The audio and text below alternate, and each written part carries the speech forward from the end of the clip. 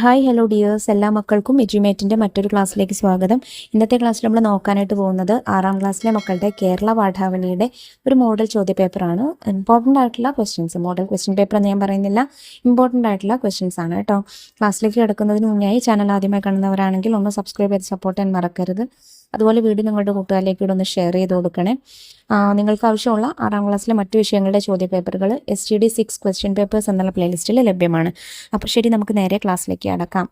പ്രവർത്തനം 1, diary. Helen കെല്ലറുടെ ജീവിതകഥ വായിച്ച ദിവസം നിങ്ങൾ എഴുതാനിടയുള്ള ഡയറി കുറിപ്പ് തയ്യാറാക്കുക. അപ്പോൾ ഡയറി എഴുതുമ്പോൾ ശ്രദ്ധിക്കുക, ദിവസവും ഡേറ്റും ഇട്ട് കൊടുക്കണം. 4/3/2026 ചൊവ്വ. ഇന്ന് ഞാൻ ഹെലൻ കെല്ലറുടെ ജീവിതകഥ വായിച്ചു. അവരുടെ ജീവിതം എന്നെ ഏറെ സ്വാധീനിച്ചു. ബാല്യത്തിലെ കാഴ്ചയും കേൾവിയും നഷ്ടപ്പെട്ടിട്ടും അവരൊരിക്കലും നിരാശപ്പെട്ടില്ല എന്നത് എന്നെ അതിശയിപ്പിച്ചു. ഇരുട്ടും നിശബ്ദതയും നിറഞ്ഞ ലോകത്ത് ജീവിച്ചിരുന്നിട്ടും അവർ അറിവിൻ്റെ പ്രകാശം നേടിയെടുത്തത് വലിയ ധൈര്യമാണ്. അവരുടെ അധ്യാപികയായ ആൻ സുള്ളിവൻ്റെ സഹായത്തോടെ അവർ ഭാഷ പഠിക്കുകയും ലോകത്തെ മനസ്സിലാക്കുകയും ചെയ്തു. ഹെലൻ കെല്ലർ ജീവിതത്തിൽ പല ബുദ്ധിമുട്ടുകളും നേരിട്ടിട്ടുണ്ടെങ്കിലും അവയെല്ലാം ധൈര്യത്തോടും ആത്മവിശ്വാസത്തോടും കൂടി മറികടന്നു. അവർ ഉയർന്ന വിദ്യാഭ്യാസം നേടി ലോകത്തിന് മാതൃകയായി മാറി. പ്രതിബന്ധങ്ങൾ വിജയത്തിലേക്കുള്ള തടസ്സമല്ല എന്ന സന്ദേശമാണ് അവരുടെ ജീവിതം എനിക്ക് നൽകുന്നത്. ഇന്നത്തെ വായന എനിക്കൊരു പുതിയ ചിന്ത സമ്മാനിച്ചു.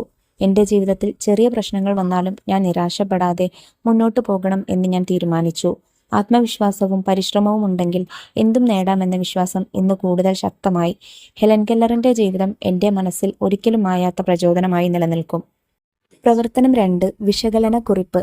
തൊട്ടും മണത്തും പ്രകൃതിയെ അടുത്തറിഞ്ഞവളാണ് ഹെലൻ കെല്ലർ. ഈ പ്രസ്താവന പാഠഭാഗത്തു നിന്ന് ലഭിച്ച ആശയങ്ങളുടെ അടിസ്ഥാനത്തിൽ വിശകലനം ചെയ്ത് ഒരു കുറിപ്പ് തയ്യാറാക്കൂ. ചുറ്റുമുള്ള വസ്തുക്കളിലേക്ക് ഇറങ്ങി ചെല്ലുകയും അവയെ ഉൾക്കൊണ്ടും അനുഭവിച്ചും ഈ ഭൂമിയുടെ സൗന്ദര്യം മുഴുവൻ ആസ്വദിക്കുകയുമാണ് ഹെലൻ കെല്ലർ ചെയ്തത്. കാഴ്ചയും കേൾവിയും ഉള്ളവർ കാണാതെയും അറിയാതെയും പോകുന്നത് പോലും ഹെലൻ ആസ്വദിച്ചറിഞ്ഞു. സ്പർശം കൊണ്ടാണ് ഹെലൻ ഇതെല്ലാം അനുഭവിച്ചറിഞ്ഞത്. കോഴിക്കുഞ്ഞുങ്ങളും വിത്തുകളും വിരിയുന്ന പൂക്കളും ചെടികളും എല്ലാം ഹെലൻ കയ്യിലെടുത്ത് പരിശോധിച്ചു. പുതിയ മുളകളും മൃദുവായ വിത്തുകളും സ്പർശിച്ചറിഞ്ഞു. ചുറ്റുമുള്ളതിനെയെല്ലാം തലോടിയും ആസ്വദിച്ചും അവർ തൻ്റെ പരിമിതികളെല്ലാം ഇല്ലാതാക്കി. വിളഞ്ഞു പഴുക്കുന്ന പഴങ്ങളും പൂക്കളിൽ വന്നിരിക്കുന്ന പ്രാണികളെയും എല്ലാം അവർ തിരിച്ചറിഞ്ഞു. തൻ്റെ ജനലിനരികിൽ ചെടികൾ നിറച്ചു വച്ചിരിക്കുന്ന സ്ഫടിക പാത്രത്തിൽ വാൽമാക്രികളെ വളർത്തി തൻ്റെ വിരലുകൾ കൊണ്ട് അവയെ സ്പർശിച്ച് അവയുടെ ചലനങ്ങളെ അടുത്തറിഞ്ഞനുഭവിക്കുന്ന ഹെലൻ എത്ര സുന്ദരമായാണ് ആ അനുഭവങ്ങൾ വിവരിക്കുന്നത്.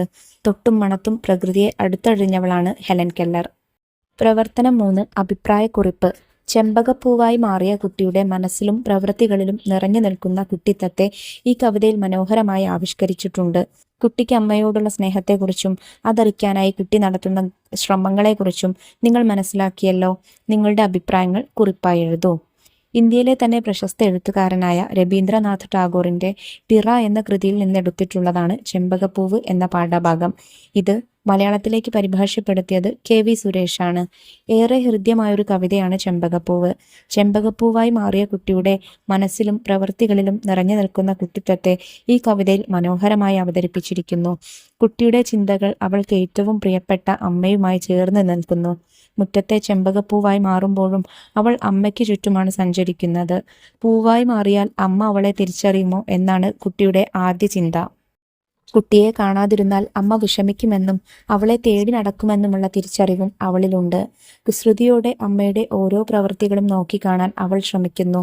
ഒരു പൊതുഭൂമണമായി അമ്മയിലേക്ക് സുഗന്ധം പകരാനും അവൾ ആഗ്രഹിക്കുന്നു. ഗ്രന്ഥം വായിച്ചിരിക്കുന്ന അമ്മയുടെ പുസ്തകത്തിലെ നിഴലായും അവൾ മാറുന്നുണ്ട്. ഭാവിയിൽ ജീവിതത്തിൽ അമ്മയ്ക്ക് തണലായി മാറണം എന്ന ചിന്ത ഇതിൽ ഉൾച്ചേരുന്നു. സന്ധ്യയ്ക്ക് അമ്മ പശുത്തൊഴുത്തിലേക്ക് പോകുമ്പോൾ പെട്ടെന്ന് ഞെട്ടറ്റ് മണ്ണിൽ പതിക്കുകയും അമ്മയുടെ പഴയ കുട്ടിയായി മാറുകയും ചെയ്യണമെന്ന് അവൾ ആഗ്രഹിക്കുന്നു. പ്രവർത്തനം 4, ആസ്വാദനക്കുറിപ്പ്. ആധുനിക ലോകത്തേക്കുള്ള മനുഷ്യൻ്റെ പ്രയാണമാണ് വൈലോപ്പിള്ളിയുടെ പന്തങ്ങൾ എന്ന കവിതയിൽ കാണാനാവുന്നത്. അഭിപ്രായം മുൻനിർത്തി പന്തങ്ങൾ എന്ന കവിതയെ ആസ്വാദനം ചെയ്യുക. മലയാള കവിതയെ ആധുനിക ലോകത്തേക്ക് എത്തിച്ച കവിയാണ് വൈലോപ്പിള്ളി ശ്രീധര മേനോൻ. യുക്തിചിന്തയും നവലോകത്തെക്കുറിച്ചുള്ള സ്വപ്നങ്ങളുമെല്ലാം നിറഞ്ഞതാണ് അദ്ദേഹത്തിൻ്റെ കവിതാ സമാഹാരമായ ശ്രീരേഖ. ആ കവിതാ സമാഹാരത്തിലെ ഏറെ പ്രശസ്തമായൊരു കവിതയാണ് പന്തങ്ങൾ. അടിമച്ചങ്ങല പൊട്ടിച്ചെറിഞ്ഞ് പുതിയൊരു ലോകം സൃഷ്ടിക്കാനുള്ള ആഹ്വാനമാണ് പന്തങ്ങൾ എന്ന കവിതയിലുള്ളത്. ചോര തുടിക്കും ചെറുകൈകളെ പേറുക വന്നീ പന്തങ്ങൾ എന്ന് പുതിയ തലമുറയോട് ആഹ്വാനം ചെയ്തുകൊണ്ടാണ് കവിത ആരംഭിക്കുന്നത്. ആളിക്കത്തിയ പന്തങ്ങൾ യുവജനങ്ങൾ അവരുടെ കൈകളിൽ വഹിച്ചു. പന്തങ്ങളുടെ പ്രകാശം ഇരുട്ടിനെ ഇല്ലാതാക്കി. സമൂഹത്തിൽ നിലനിന്നിരുന്ന ദുരാചാരങ്ങളാവുന്ന ഇരുട്ട് പുരോഗമനം എന്ന ആശയങ്ങളുടെ ചിന്തകളാൽ ഇല്ലാതാക്കുന്ന പ്രകാശപൂർണമായ പുതുകാലത്തെ കവിത അവതരിപ്പിക്കുന്നു. പുരോഗതിയും വളർച്ചയും വെറുതെ ഉണ്ടായതല്ലെന്നും അവ എല്ലാവർക്കും ഒരേപോലെ ലഭ്യമല്ലാതിരുന്ന കാലത്ത് നിരവധി പോരാട്ടങ്ങളിലൂടെയും സംഘടിതമായും നേടിയെടുത്ത ചരിത്രം നമുക്കുണ്ടെന്നും കവിത വ്യക്തമാക്കുന്നു. നാളിതുവരെയുള്ള ചരിത്രത്തിൽ എല്ലാ പോരാട്ടത്തിലും പുതുമയിലുമെല്ലാം അഗ്നിയും പന്തവും ഒരുപോലെ പങ്കുവഹിച്ചിട്ടുണ്ടെന്ന് കവിത പറഞ്ഞു വയ്ക്കുന്നു. പ്രവർത്തനം 5. വിലയിരുത്തൽ കുറിപ്പ്. നേരമായി നിനക്കു ജീവിക്കാൻ നേരമിന്നു തിരക്കുകൂട്ടുന്നു. കടമ്മനിട്ട രാമകൃഷ്ണന്റെ കോഴി എന്ന കവിതയിൽ നിന്നുള്ള 2 വരികളാണ്.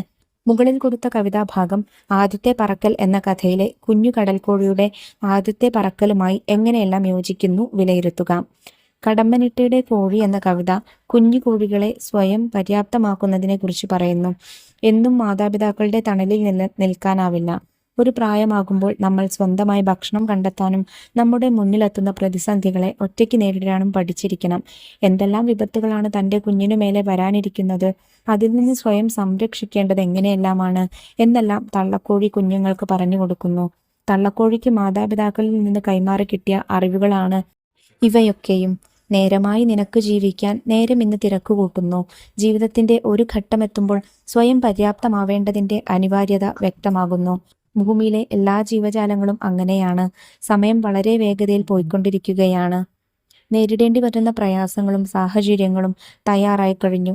അതിനു മുൻപേ കുഞ്ഞുങ്ങളെ നിങ്ങൾ സ്വയം പര്യാപ്തമായിരിക്കണം എന്നാണ് തള്ളക്കോഴി പറയുന്നത്. കോഴിയുടെ ഇതേ വാക്കുകൾ തന്നെയാണ് ആദ്യത്തെ പറക്കൽ എന്ന കഥയിൽ കാണാൻ കഴിയുന്നത്. കടൽക്കോഴി പറക്കേണ്ട സമയമായിരിക്കുന്നു, പറന്നുപോയി സ്വന്തമായി ഭക്ഷണം കണ്ടുപിടിക്കേണ്ട സമയമായിരിക്കുന്നു എന്നവന്റെ കുടുംബം മനസ്സിലാക്കുന്നു. ബാലനായ കടൽക്കോഴി പറക്കാൻ ഭയപ്പെടുന്നുണ്ടെങ്കിലും അവന്റെ മാതാപിതാക്കളും സഹോദരങ്ങളും അവനെ കൈയൊഴിയുന്നില്ല. പല രീതികളിൽ അവനോട് പറക്കാൻ നിർബന്ധിക്കുകയാണ്. അവസാനം പറക്കുന്നതുവരെ അവർ ശ്രമം തുടർന്നുകൊണ്ടേയിരുന്നു. കടമ്മനിട്ടയുടെ കോഴി എന്ന കവിത സ്വയം സംരക്ഷിക്കേണ്ടതിന്റെ അനിവാര്യത കുഞ്ഞിക്കോഴികൾക്ക് വിശദമാക്കി നൽകുമ്പോൾ സ്വയം പര്യാപ്തമാകേണ്ടതിന്റെ ആവശ്യകത ബാലനായ കടൽക്കോഴിക്ക് സഹോദരങ്ങളും മാതാപിതാക്കളും മനസ്സിലാക്കി കൊടുക്കുന്നു. കടമ്മനിട്ടയുടെ കവിതയും ലിയാമോ ഫ്ലാഹർട്ടിയുടെ കഥയും പറയുന്ന വിഷയം ഒന്നു തന്നെയാണ്. അപ്പോൾ ഇത്രയും ക്വസ്റ്റ്യൻസ് ആട്ടോ മക്കളെ നമ്മൾ ഈ ക്വസ്റ്റ്യൻ പേപ്പറിൽ ചെയ്ത് നോക്കുന്നത്. എല്ലാം ഇമ്പോർട്ടൻ്റ് ആയിട്ടുള്ള ചോദ്യങ്ങളാണ്. ശരിക്കും മനസ്സിലാക്കി പോയിന്റ്സ് ഒക്കെ പഠിച്ചു വെച്ച് പോവുക. ഇന്നത്തെ ക്ലാസ് എല്ലാ മക്കൾക്കും ഉപകാരപ്രദമായി എന്ന് വിശ്വസിക്കുന്നു. യൂസ്ഫുൾ ഉണ്ടെങ്കിൽ നിങ്ങളുടെ കൂട്ടുകാരിലേക്ക് ഒന്ന് ഷെയർ ചെയ്യുക. അതുപോലെ 6ാം ക്ലാസ്സിലെ മറ്റു വിഷയങ്ങളിലെ ചോദ്യപേപ്പറുകൾക്ക് വേണ്ടി ചാനൽ ഒന്ന് സബ്സ്ക്രൈബ് ചെയ്ത് വെക്കുക. ഇന്നത്തെ ക്ലാസ്സിനെ കുറിച്ചുള്ള അഭിപ്രായങ്ങൾ മറക്കാതെ കമൻറ്റ് ബോക്സിലൂടെ അറിയിക്കണേ. അപ്പോൾ ശരി, നമുക്ക് അടുത്ത ക്ലാസ്സുമായി വീണ്ടും കാണാം. താങ്ക്